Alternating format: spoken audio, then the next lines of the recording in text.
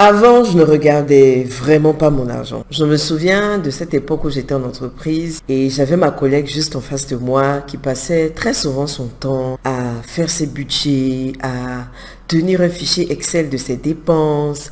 Elle savait exactement combien coûtaient ses agios dans son compte bancaire. Elle avait tous les détails de ses transactions financières. Vraiment, elle surveillait son argent comme un œuf, quoi.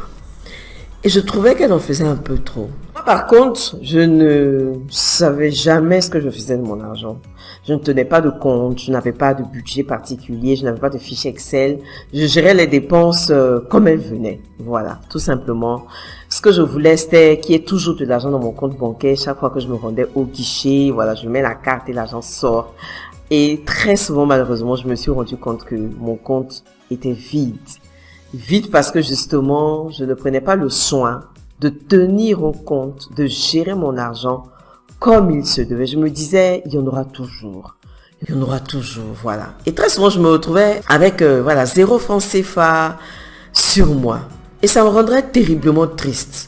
Il y avait comme un grand sentiment d'insécurité qui m'animait parce que finalement, je ne savais jamais à quoi m'attendre. Et dès le 15 du mois, je n'avais plus rien et donc j'attendais impatiemment le prochain salaire. Alors si toi aussi tu es dans cette situation où tu ne sais vraiment pas où va ton argent, tu attends désespérément la fin du prochain mois, tellement tu es limité, j'ai une bonne nouvelle pour toi parce que c'est une situation qui n'est pas définitive. Je dis, c'est quelque chose que tu peux absolument changer parce que très souvent, je rencontre des personnes qui me demandent, mais coach, je ne sais pas comment gérer mon argent, je ne sais vraiment pas où va mon argent et je fais cette vidéo aujourd'hui alors que nous sommes en train de parler de comment le Priscanad Life and Finances Planner peut t'aider à organiser tes finances en 2023. J'aimerais justement te partager cette expérience-là et t'expliquer un peu comment moi, je suis parvenue à changer les choses dans ma gestion financière et comment j'ai retranscrit ça dans le Priscanad Life Planner. Si tu es nouveau, tu es nouvelle ici que tu ne me connais pas, je tiens à me présenter.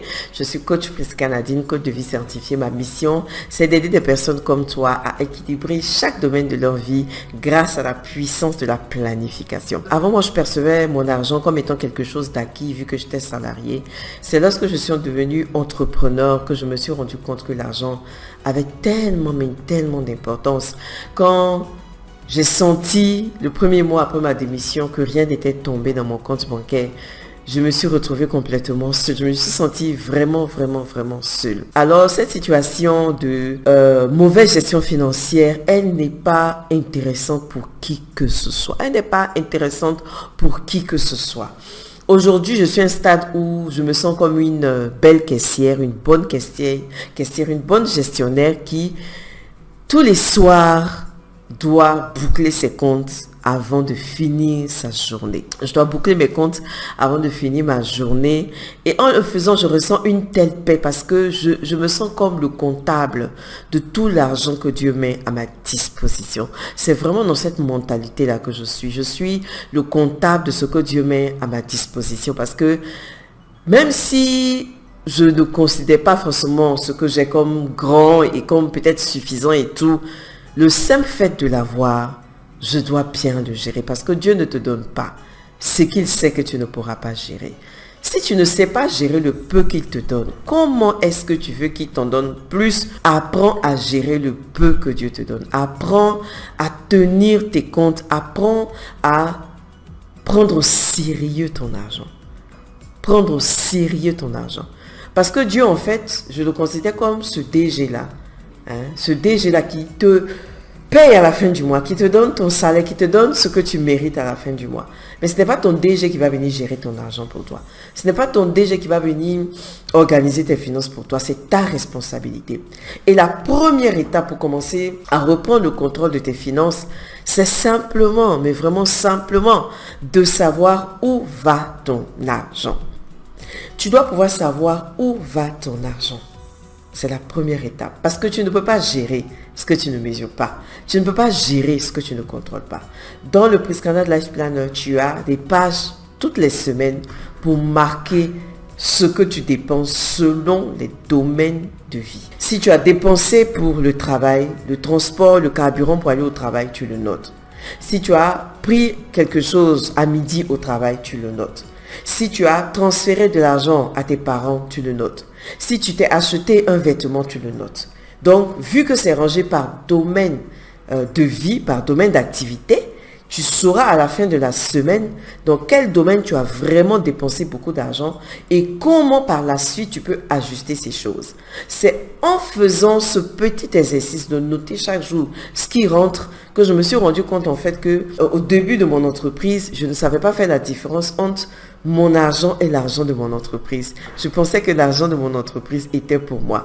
Et à la fin du mois, je me retrouvais avec des trous dans l'argent de l'entreprise et avec des insuffisances aussi dans mon compte. Et vraiment, le fait d'écrire m'a permis de savoir que c'est dans mon entreprise que je dépense beaucoup plus. Des petites choses à acheter, parce que quand vous achetez des life planners, ce sont des transferts qu'on me fait, ce sont des dépôts très rapidement. Quand un parent te sollicite, tu fais rapidement le transfert. Quand tu ne notes pas, tu oublies. On est d'accord. Tu sais que tu as vendu tel nombre de planeurs, mais tu sais que l'argent que tu as n'équivaut pas au nombre de planeurs que tu as vendus.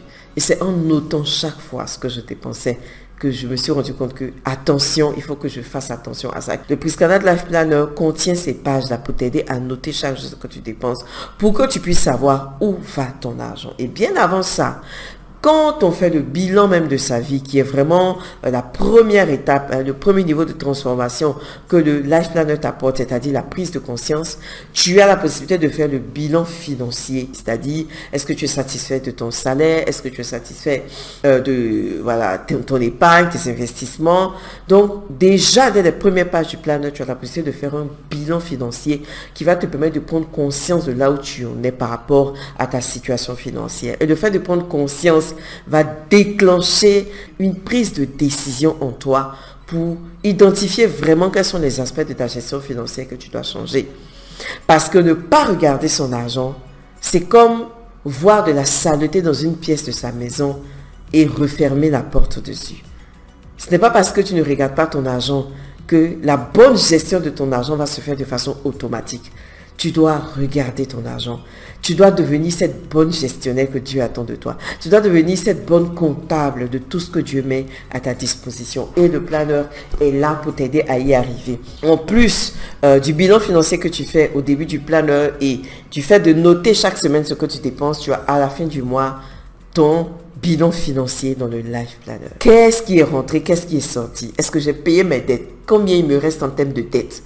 Tu as ces pages-là pour tout organiser dans ton Priscanad Life and Finances Planner. Voilà, donc ça, tu as des pages de bilan financier qui sont là. En dessous de ton bilan mensuel normal, tu as le bilan financier qui suit.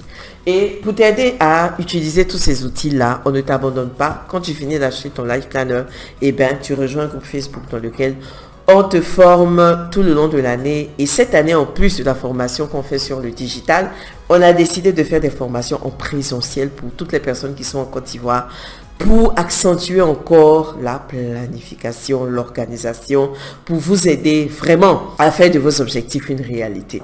Alors, si tu n'as pas encore pris ton planner, c'est le moment de le faire parce que dès le mois de novembre, on va commencer le challenge planifié et réussi 2023 et tu ne veux pas manquer ce moment.